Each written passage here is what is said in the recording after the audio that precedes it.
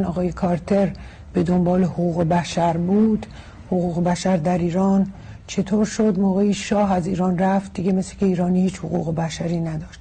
یک دفعه ما نشنیدیم ایشون از حقوق بشر ایرانیان در ایران صحبت بکنه و تمام این خارجیانی که بعضی از روزنامه ها که مقالات آنچنانی می نوشتن راجع به حقوق زن، راجع به حقوق سیاسی ایرانیان و استادان دانشگاه و هنرپیشگان و غیره و غیره کجا هستن امروز بعد از اینکه این همه فجایع به سر ملت ایران آمده؟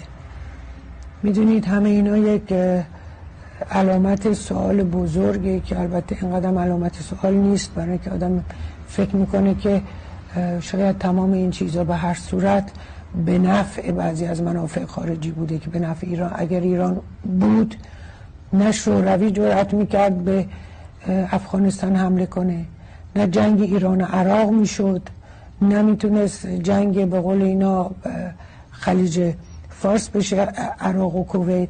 و از این جنگ ها کی استفاده میکنه؟ نه عراق استفاده کرد، نه کویت، نه ایران، نه افغانستان.